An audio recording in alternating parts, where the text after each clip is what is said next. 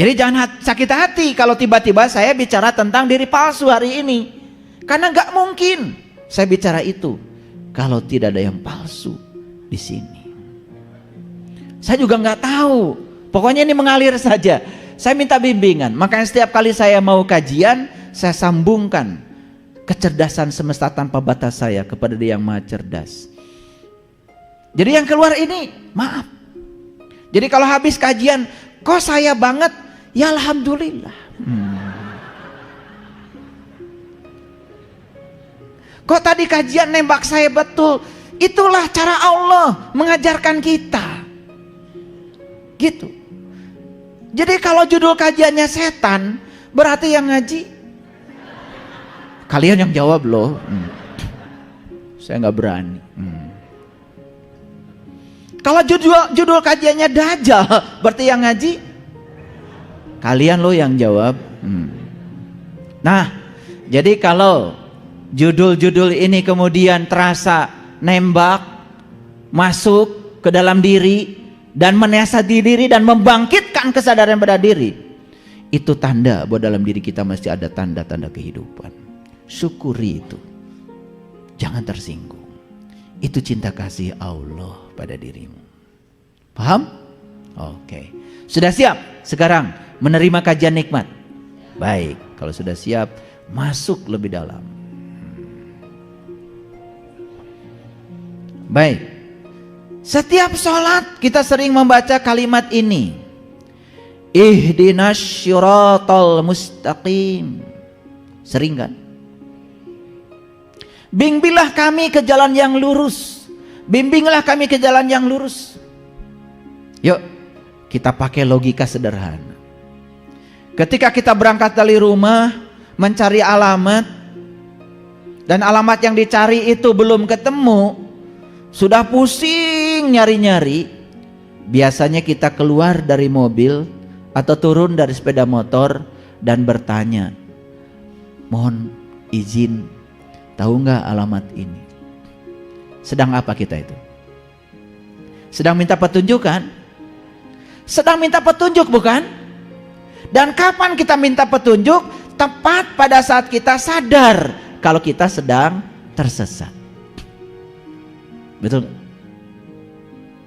Nggak ada orang yang tidak sedang tersesat turun dari mobil. Yang sudah tahu alamat tidak mungkin turun dari mobil nanya alamat ini di mana, nggak mungkin. Yang sudah tahu mah langsung saja ke titik tujuan. Clear? Sebetulnya kita bertanya di mana alamat ini, minta petunjuk kepada orang lain, tentu saja tepat saat kita sedang dalam posisi tersesat, bukan? Paham? Nah, tersesat ini sudah menjadi kata biasa, kata harian. Kata dasarnya sesat. Kadang-kadang kita gampang sekali kan menilai orang, oh ini sesat, ini aliran sesat. Ya Allah. Sesat itu bahasa Indonesia, akibat. Sebabnya apa? Sebabnya tidak tahu. Ulangi, supaya pinter. Sesat itu apa? Sebab atau akibat? Sesat itu akibat. Sebabnya apa? Tidak tahu. Jadi kenapa seseorang tersesat? Gara-gara tidak tahu. Itu aja. Apakah orang yang sesat jahat? Belum tentu. Masa nggak tahu jalan jahat? Cuman karena nggak tahu jalan, jadi tersesat. Jadi sesat itu gara-gara kita tidak tahu. Gitu aja kok. Udah jangan diperlebar. Itu dari sisi bahasanya begitu. Jadi sesat akibat atau sebab? Akibat. Sebabnya apa?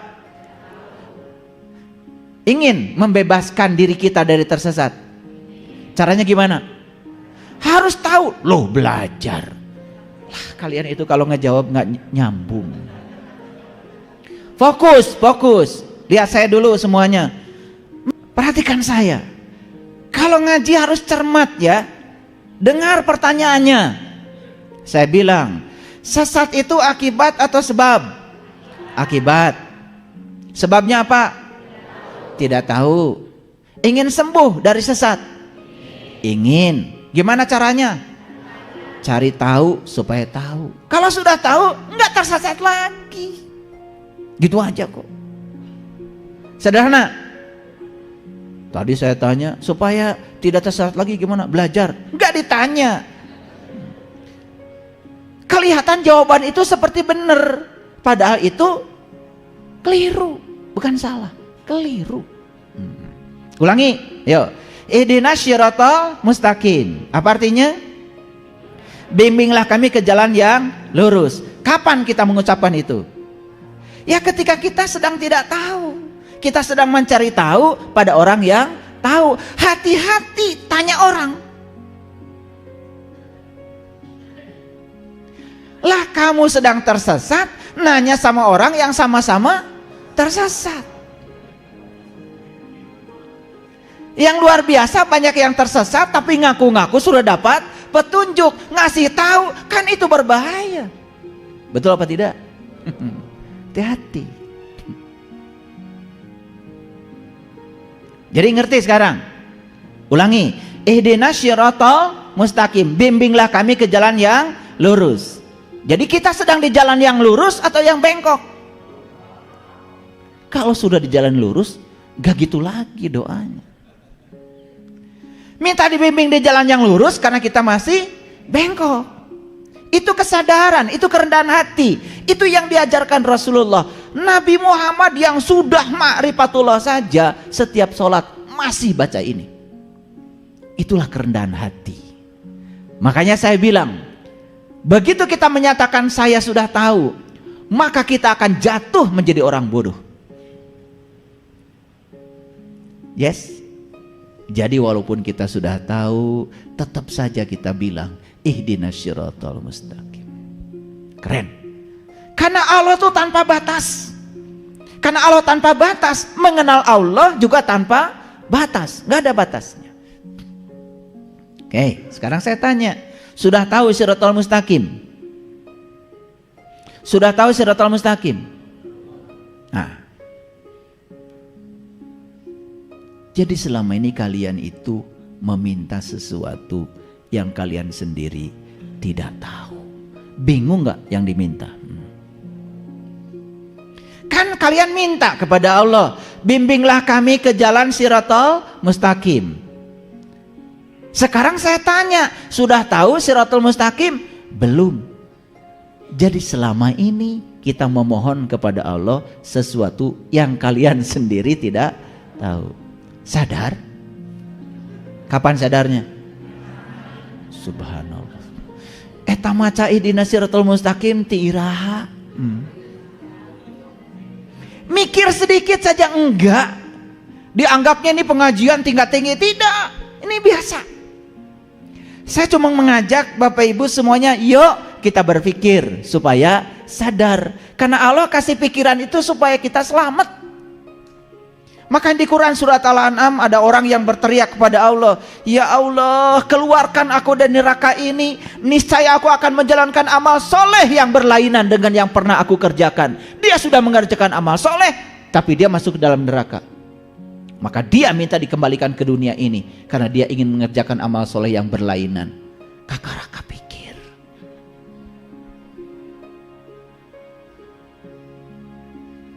Jadi kakaraka pikir itu bahasa Inggrisnya tell me. Nah ini bahasa Inggris beneran nih, tell me ya. Ya. Singkatan dari apa? Telat mikir. Apa syiratal mustaqim? Lihat saya semuanya. Syiratal mustaqim itu kata Allah, syiratal ladzina an'amta alaihim. Jalannya orang-orang yang telah diberi nikmat. Itu saja. Jangan pakai tafsir. Jangan pakai arti yang lain. Karena Quran ini bahasa Rob, maka untuk mengerti istilah-istilah Quran harus tanya Quran. Itu yang namanya tafsir Quran bil Quran. Nah kebanyakan yang ditafsirkan Quran, yang menafsirkan logika dan persepsi kita sendiri. Akibatnya jauh dari kenyataan. Saya sudah riset. Saya tanya ya beberapa orang yang ketemu saya, syiratal mustaqim itu apa? Oh, jalannya orang yang diridhoi. Kayak yang benar kan? Kayak kan? Betul? Siratal mustaqim itu apa? Oh, jalannya orang-orang yang baik. Saya tidak menemukan arti itu karena di Quran cuma satu. Siratal mustaqim itu arti yang sebenarnya adalah siratal ladina an'amta alaihim, jalannya orang yang diberi nikmat. Clear? Paham? Saya ulang lagi. Jadi siratal mustaqim apa? Ulangi. Jalannya orang-orang yang telah diberi nikmat. Kata siapa? Kata Allah dalam Quran. Gitu. Paham ya? Jelas sampai sini? Ulangi lagi, saya masih ragu. Jadi siratal mustaqim apa? Oke, clear. Dipertegas oleh Quran, ghairil maghdub, bukan jalannya orang yang dimurkai. Dipertegas lagi oleh Quran, walad dolin, bukan jalannya orang-orang yang tidak tahu. Kan dolin itu sesat, kan sesat itu akibat tidak tahu. Jadi sebetulnya saya lebih suka menerjemahkan walad dolin itu orang-orang yang belum tahu. Pakai kata sesat gak enak. Jadi sesat itu akibat tidak tahu sebetulnya. Jadi kalau begitu manusia menurut Quran cuma 3. Lihat saya. 1 yang diberi nikmat. 2 yang dimurkai. Oleh siapa? Oleh siapa? Oleh Allah. Memang Allah pendendam gitu? Allah Maha Welas Maha Asih. Allah tidak pernah murka sama kalian. Yang suka murka tuh kamu. Begitu beda, tidak sesuai dengan keinginanmu, kamu marah. Itu murka. Masa Allah begitu? Selama ini kamu, mohon maaf, tidak sejalan dengan Allah. Allah tuh cinta kasihnya masih saya ada. Kalian masih diberi napas, dikasih makan. Subhanallah. Ulangi lagi. Ini udah salah ngaji. 1 yang dapat nikmat. 2 yang dimurkai. Oleh siapa? Oleh dirinya sendiri. Oleh kebodohannya sendiri. Oleh kegelapannya sendiri. Karena Allah tidak pernah murka. Bahaya kalau punya Tuhan murka. Dikit-dikit tersinggungan. Dikit-dikit tersinggungan. Enggak begitu Allah. Allah tuh maha sabar, maha luas, nggak kayak kalian. Paham? Yang ketiga, yang tidak tahu. Nah, kalau yang tidak tahu ini jalan, maka dia akan dapat akibat. Akibatnya tersesat. Clear? Oke, jadi ada berapa bagian menurut Quran surah Al-Fatihah manusia? Yang dapat nikmat, yang dimurtai, yang belum tahu. Gitu aja. Kira-kira kalian semua termasuk yang mana? Kan itu kalau ngaji harus ditanya dulu. Membaginya udah bener. Kira-kira, nih kira-kira. Boleh, boleh ngaku-ngaku juga boleh, nggak apa-apa. Nanti kita buktikan. Kira-kira kalian termasuk yang mana? Ya? Sadayana? Bingung saya. Berarti dapat nikmat iya, dimurkai iya, tidak tahu iya? Nggak mungkin. Deh. Kalau merasa diri tahu, padahal kita tidak tahu, cuma kita tidak tahu bahwa kita tidak tahu, gak usah ngaji. Gak bisa ditolong. Selamat tinggal aja. Silahkan kumpulkan atribut itu, atribut ini, dandan sekuat tenaga, biar disebut soleh.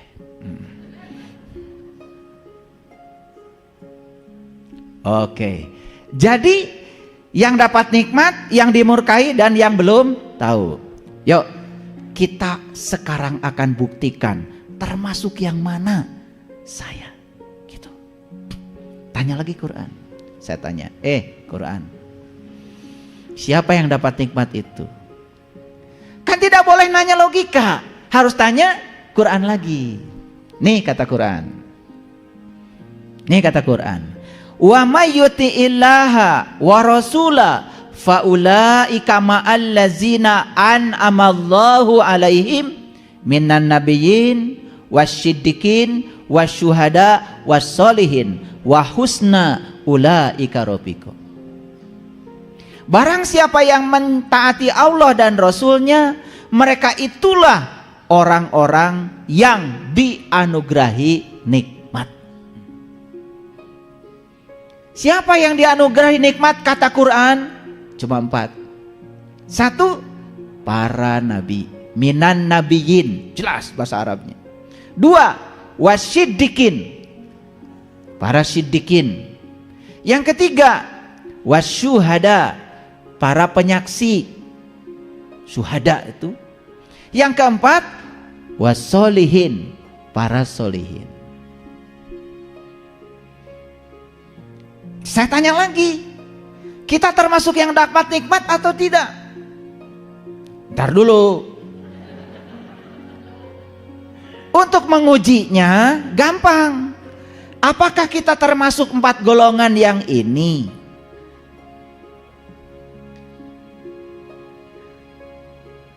Kan gitu caranya.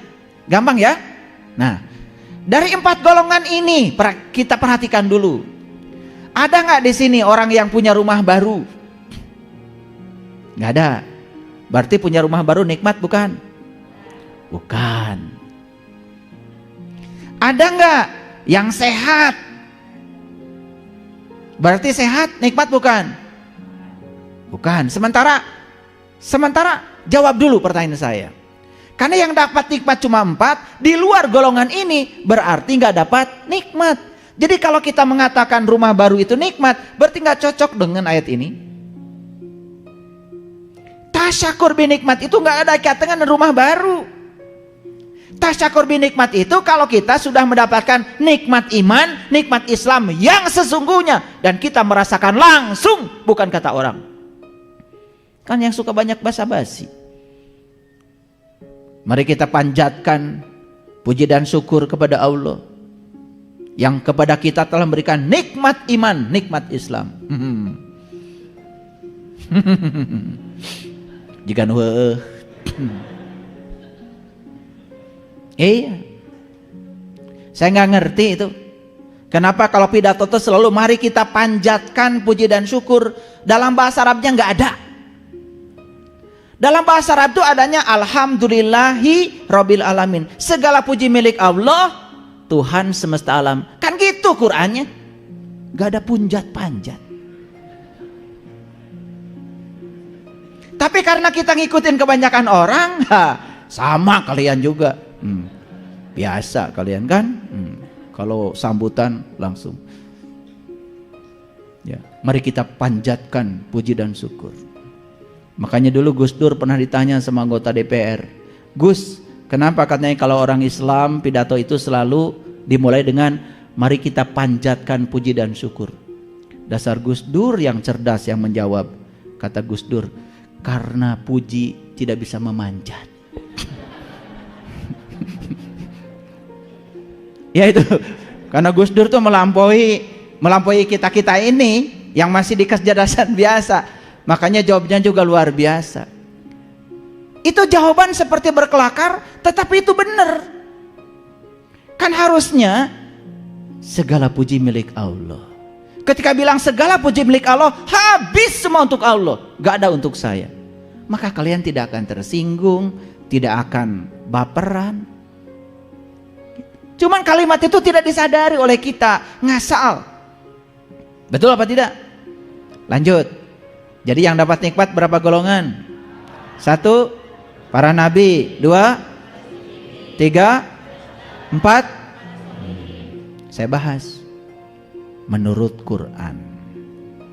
Siapa sih solihin itu? Solihin itu orang yang sudah bisa menjalankan amal soleh. Nah ditanya lagi Quran, Quran amal soleh apa? Quran jawab, man kana yarju liqa'a rabbih falyamal amalan solihan. Kata Quran, barang siapa yang ingin berjumpa dengan Tuhannya, lakukan amal soleh. Jadi amal soleh itu adalah cara untuk menjumpai Tuhan. Itu kata Quran. Sudah tahu caranya belum? Kalau belum, berarti belum tahu amal soleh. Kalau belum tahu amal soleh, solihin bukan? Bukan. Gugur satu. Wah, tenang, masih 3 lagi. Yang kedua, syuhada. Syuhada itu para penyaksi. Para penyaksi itu orang yang berani bersaksi karena sudah menyaksikan. Menyaksikan itu pakai mata di TKP, bersaksi boleh di mana saja. Ada saksi di kantor polisi, ditanya sama Pak Polisi, ya, apakah kamu tadi menyaksikan orang ini maling? Lihat Pak Polisi. Jam berapa? Jam 9. Pakai baju apa? Ini bajunya. Apa yang diambil? TV. Benar kamu lihat? Benar. Dia bisa ngomong itu karena menyaksikan. Menyaksikan dengan bersaksi beda alatnya. Menyaksikan itu pakai mata, bersaksi pakai mulut. Betul? Hanya orang yang menyaksikan yang boleh bersaksi. Jadi syuhada itu mereka yang berani bersaksi karena sudah menyaksikan. Itu syuhada. Tanya sekarang diri kita, berani bersaksi? Berani bersaksi? Asyhadu an la ilaha illallah. Itu bersaksi atau menyaksikan? Bersaksi atau menyaksikan? Kalau pakai mulut namanya bersaksi. Kapan menyaksikannya? Ulangi. Berani bersaksi? Sudah menyaksikan? Nekat namanya. Jadi kalau gitu, syuhada bukan? Gugur yang kedua. Sekarang sidikin. Sidikin dari kata sidik. Sidik itu benar. Sidikin itu orang yang membenarkan sesuatu karena dia sudah mengalaminya, bukan apa kata orang. Membenarkan Allah karena sudah mengalami Allah. Membenarkan malaikat sudah mengalami malaikat. Membenarkan kiamat karena sudah mengalami hari kebangkitan. Pertanyaan saya, apakah kita membenarkan sesuatu karena sudah mengalaminya?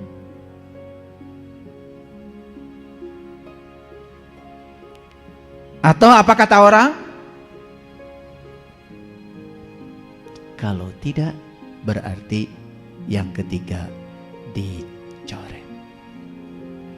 Tinggal satu lagi. Siapa? Berani ngaku?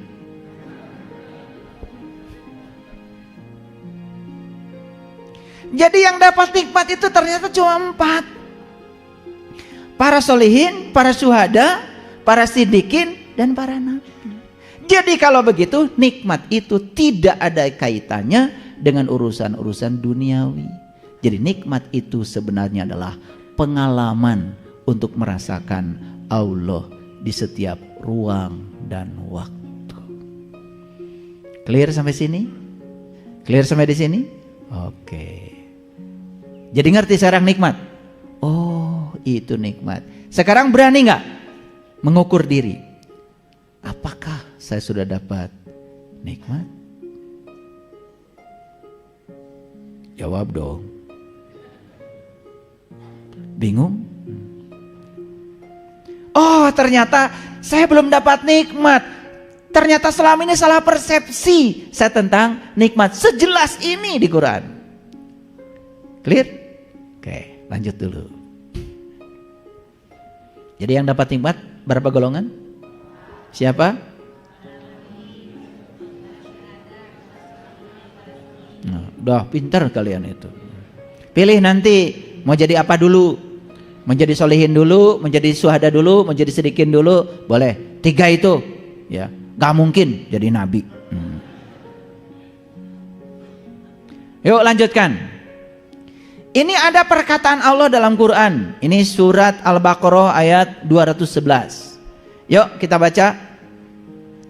Sal Bani Israel kam atainahum min ayatim bayyinah. Tanyakan kepada Bani Israel, berapa banyaknya tanda-tanda yang terang benderang yang telah kami berikan kepada mereka. Ini Allah bertanya pada Bani Israel. Siapa Bani Israel? Bani itu orang, Isra itu berjalan, El itu Tuhan. Jadi Bani Israel itu orang yang berjalan menuju Tuhan. Jadi siapa saja yang mau berjalan menuju Tuhan, kata Quran, Bani Israel. Selama ini kita salah pengertian, benci banget sama Israel. Padahal Israel yang ada di sana dengan yang dimaksud Quran beda. Itu nama negara, nggak ada kaitan dengan ini. Ini kan bahasa Arab, bahasa Tuhan. Ulangi. Ini Allah bilang, tanyakan kepada Bani Israel, berapa banyak tanda-tanda yang terang benderang yang telah kami berikan kepada mereka. Dan barang siapa yang menukar nikmat Allah setelah nikmat itu datang pada mereka, maka sesungguhnya Allah sangat keras siksanya. Lihat saya, siapa yang menyiksa? Bukan Allah. Ya, kalau di Quran ada kata-kata begitu itu pahami. Siapa yang menukar nikmat, maka dia sendiri yang telah menyiksa dirinya dengan menukar nikmat itu. Allah itu hanya sebagai fasilitator, hanya ngikuti maunya kamu. Kamu mau malas, ya Allah ikuti. Kamu mau rajin, Allah ikuti. Kamu mau tidur, Allah ikuti. Mau bangkit, Allah ikuti. Karena dia adalah Rabb. Dia itu fasilitator. Bahkan saya sering menyebut Allah itu katalisator. Jadi apa yang dimaui oleh kita, Allah ngikut. Aku bergantung sangkaan kamu.